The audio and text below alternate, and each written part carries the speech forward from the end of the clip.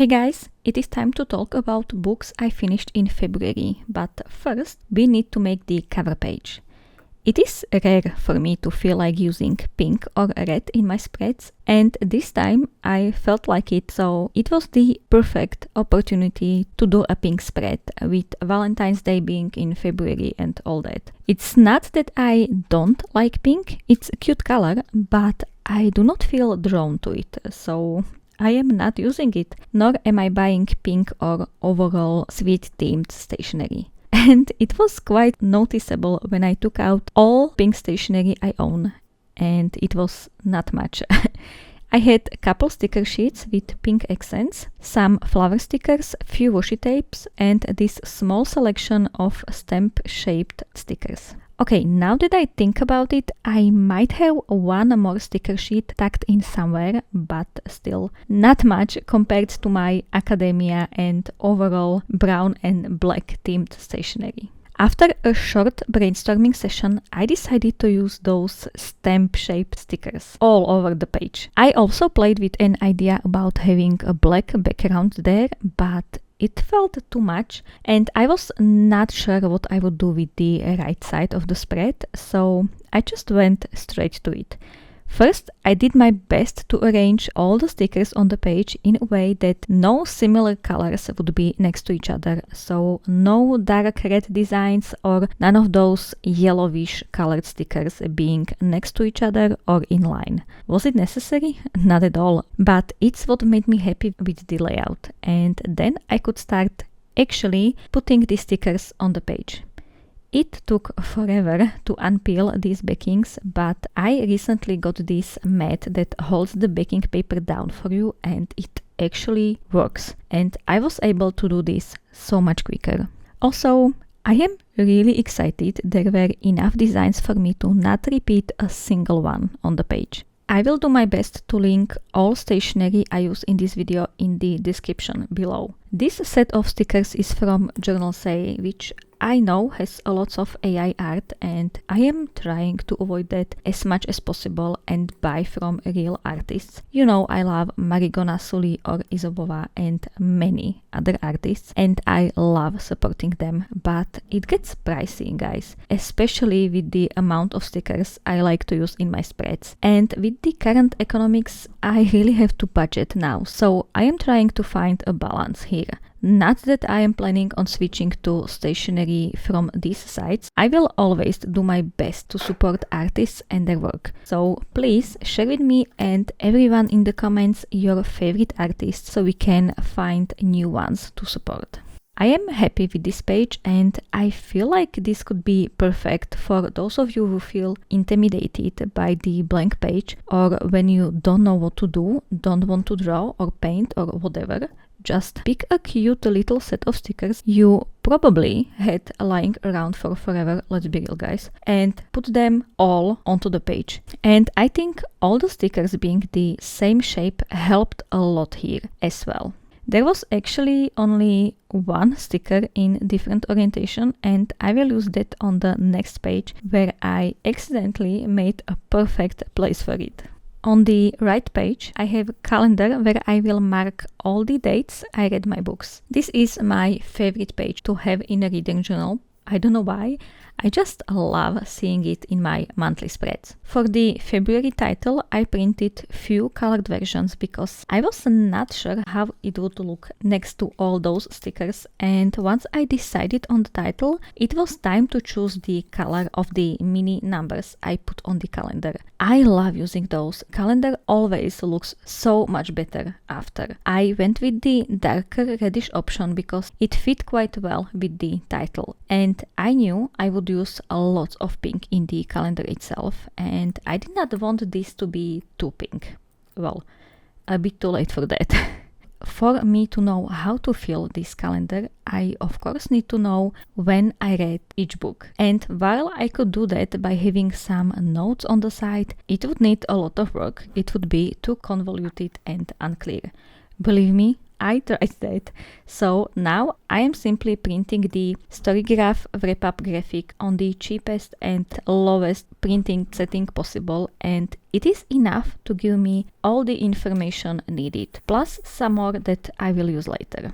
And guys, I did not spend any time thinking about colors I would be using in the calendar, so I chose randomly from my Ohuhu marker set and it shows.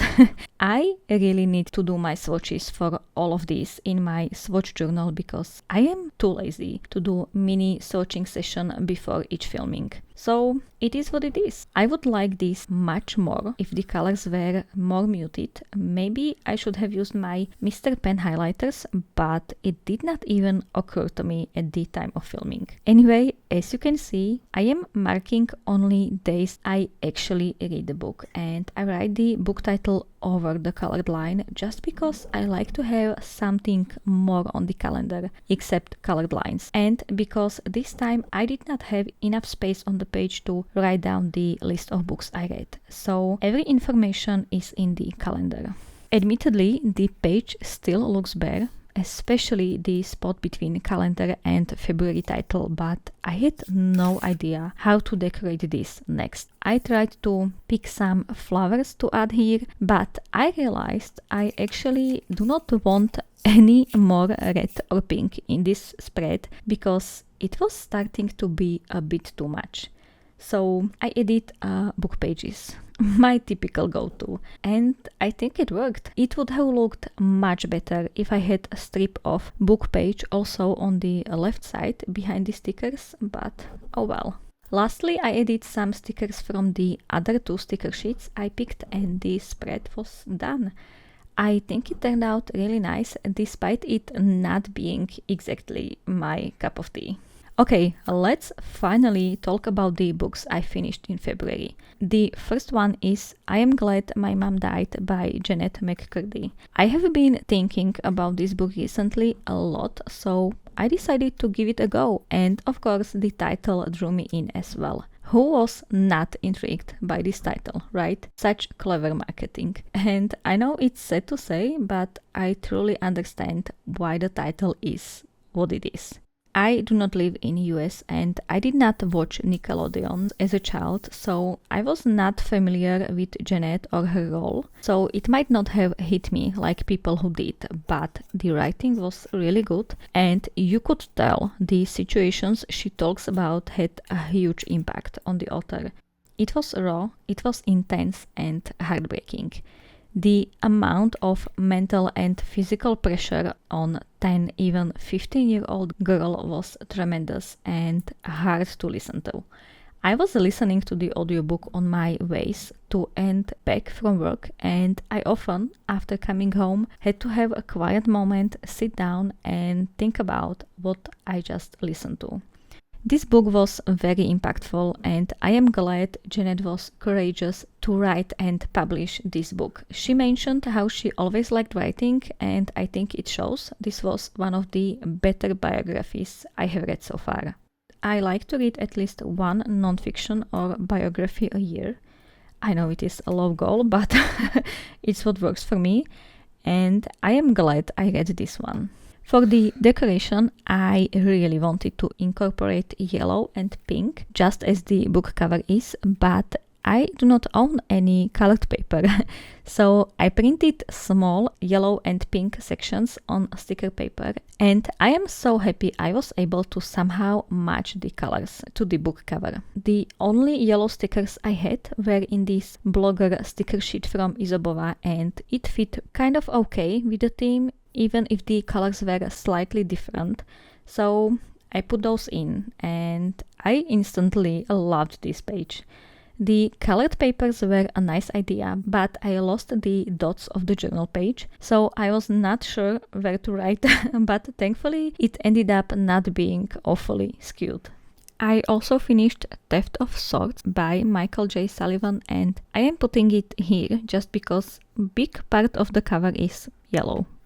Yeah, I can't help it, okay? For some reason, I printed this cover way too big, but I am not going to throw it away. Also, I have the alternative cover printed as well, and I like it more, but I do not like that it's square. Still, I somehow ended up putting both on the page. Why not? For this page I used the offcut of the yellow paper I had left from the previous page, and I found this sticker sheet, again by Izobova, in my sticker book, and it just fit perfectly with the theme. This is the first book in the RYEMIART, I don't know, Revelations, and last year I read the whole Legends of the First Empire series by this author, and I liked it a lot. And this series is happening in the same world, only 3000 years after. Yes, maybe I should have read those in the publication order. It's what the author recommends, but I simply did not know, so here we are. There were some characters mentioned, and I kept wondering if they were the same as in the previous series, but with different spelling of their name, and it added some kind of another dimension to this series for me. The story is about two thieves who profit from conspiring nobles until one day they are framed for a murder of a king, and they find themselves locked in a cell ready to be hanged the next day. And we find ourselves trying to uncover the conspiracy and unravel an ancient mystery, with swords, wit, treachery, magic, and adventure. I like this author's writing and his sense of humor, which might not be everyone's cup of tea, and that's totally okay. I believe these were his first published books. By books, plural, I mean that he originally self-published a full series as 6 books, and then Orbit took it and they bound it into 3. So we basically have 2 original books in one, which means I technically read 2 books in this series in February, but we are not going to dwell on that. Correct me if I'm wrong. I got confused at first, so maybe that's why I chose the other series to read as first before. Anyway, writing, I like it, but I was also able to predict this story quite a few times. But also, Michael J. Sullivan has the gift of making you think how smart you are by predicting a part of the plot, and then, a few lines later, he hits you with a twist you might have never thought about. Anyway, I am already on the next book and I am having a good time. In February, I finally finished Ohňom a mečom, or With Fire and Sword, Part 1 by Henryk Sienkiewicz, and this book is old. It was published in 1884, and it took me half a year to finish, despite it being quite interesting. It is a Polish classic set in 17th century and follows the struggle of then Kingdom of Poland to maintain its unity in the face of the peasant rebellion. I was not really fan of the writing. I was reading it in Slovak, my first language, but because it was published that long ago, language was quite different back then, so it felt clunky to read, plus it's filled with Latin phrases that you have translated at the back of the book, but I just got bored with having to constantly flip to the back of the book, so I stopped doing that pretty quickly. I could deduct some of the phrases from the text, and some of them I was able to translate myself, and the rest I decided was not important. There are also quite a few detailed and brutal descriptions of war and violence, which I did not care about, and considering this was first published in a newspaper in sections, I don't know how that was then being able to be published. Also, there is love at first sight romance, which was so cringe and not something I enjoy. What I might have never realized before reading this book is how much I like newer books. Newer meaning not written 200 years ago. There was almost no dialogue, just pages and pages of text without any way to rest your brain. Guys, I do not hate on there being text in the book. I am just saying I would prefer more dialogue. It would have for sure make the story feel and read quicker. Maybe that's why it took me forever to finish. I sat down, read for 2 hours and was barely 30 pages further into the book. But despite all of this, I finished the book because the story was interesting, and I will read part 2 because the last sentence, guys, the last sentence was such a big cliffhanger. I strongly dislike Sienkiewicz for doing this to me. For the decoration, I just put whatever red I had on hand. And it's okay. This cover was also printed awfully big compared to the Butcher's Masquerade by Matt Dillman I put in the lower corner. It is book 5 in Dungeon Crawler Coral series, where basically aliens invade Earth, make it go boom and destroy everything on the surface. Few people who survive can either stay on now totally flattened to ground Earth, or they can go down the staircases that had just appeared and take part in a game, where they will probably get unalived. This might have been my favorite book from the series, or very close after the first one. I am not going to say more because we are so far into the series, except that Donut sings. Yeah. And I applaud Jeff Hayes for the narration, especially in this book. It is not enough that he has to voice quite a few distinctive characters, and a goat, and an AI voice, and a cat. But the cat now sings badly, and it's hilarious. I remember walking down a slightly crowded town center and I was listening to the last few minutes of this book. There is a scene in a sound booth. If you know, you know. It has to be my favorite scene of the whole series, and I was having such a hard time not to crack down laughing out loud in the midst of all those people. But I was for sure making faces because that was just perfect and it made my day so much better. There are, of course, some serious themes as well, and I am really curious how this will end because once again the whole thing got so much bigger and I am not sure I managed to catch and understand everything, but still I am having such a great time with these books.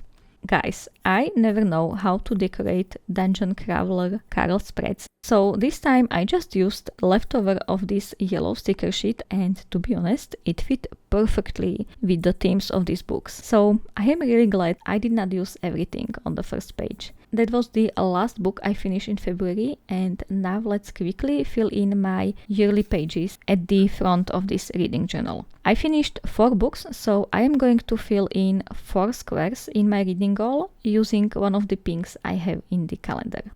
Next is a written list of all the books, and on the next spread I will put covers. This might seem redundant, but I really missed having this list in my last year's reading journal, so I am giving it a try this time. Also guys, I am not sure if this part is interesting to you, and I am not sure if you like seeing me filling these yearly lists here in the monthly reading wrap-up, or if I should put them in my journal vlogs as I did for January, or if I just should not bother at all.